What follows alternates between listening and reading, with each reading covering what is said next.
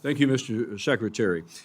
There is at least one other committee meeting that's underway this morning that will carry some of our members away, including the ranking member of the full committee and the chairman of the full committee, who may or may not come in time here. If they do, I want to recognize them when they get here so that we can maximize their appearance. Yes, sir. But the Defense Subcommittee is meeting this morning with the Secretary of Defense and the chairman of the Joint Chiefs in order to get the posture hearing for that budget framework.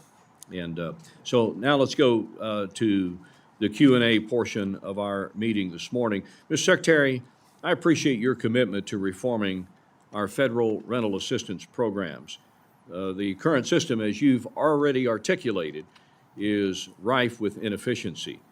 The administration's request proposes placing the major HUD rental assistance programs, tenant-based, project-based, public housing, into a single state rental assistance block grant program that you referenced in your opening. This is a substantial change to business as usual. Now, as we consider this proposal, I want to make sure that we're good stewards of taxpayer dollars while still meeting our obligation to help those most in need. I'd also note that an overhaul of these programs would need the work of the authorizing committee, that of financial services.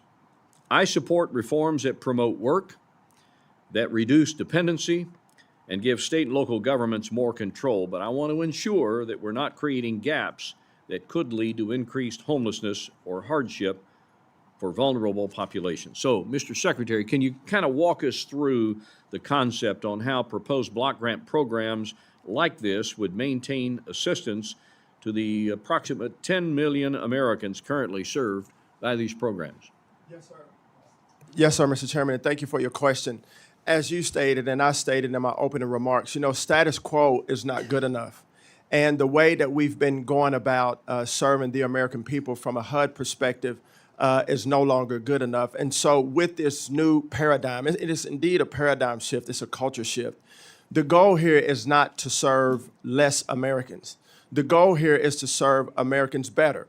And so to give states an opportunity to have skin in the game, to identify their unique needs, and then to be very deliberative about how they put the resources out as it pertains to rental assistance, as it pertains to taking care of the most vulnerable in our state. And there is a focus in this budget, Mr. Chairman, to take care of the elderly and those that are disabled.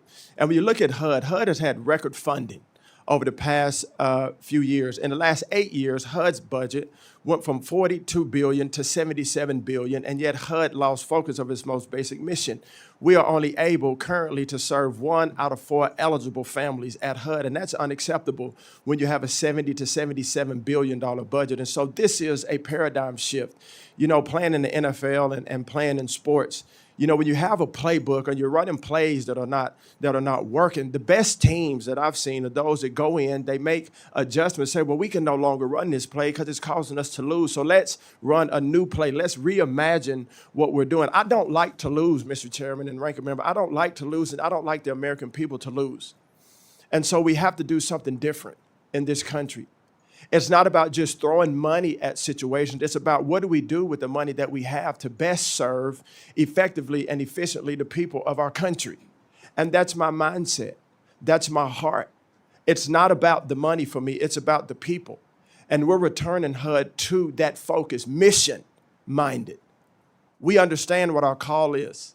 We understand who we've been called to serve.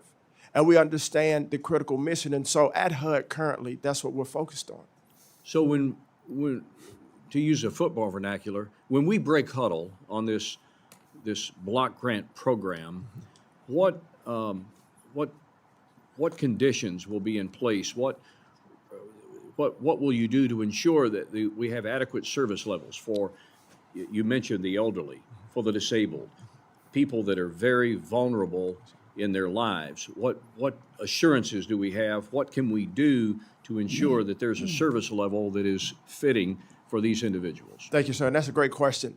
So in this SRAP, State Rental Assistance Program, there is money in the budget from our PD&R program office at HUD to make sure that we work with states to implement an appropriate strategy, and also to work with you and your colleagues on this committee to make sure that this strategy is serving the most vulnerable in our country. HUD is a great facilitator of this, and we're very focused. And as you see in the budget, there's money set aside so that we don't just say there's a new program, but we can say this is how we're going to join in with states and join in with stakeholders to implement and execute this program. And so those conversations have begun and will continue, and we welcome your input, you and your colleagues' input, to make sure that this new strategy works effectively for the people we serve.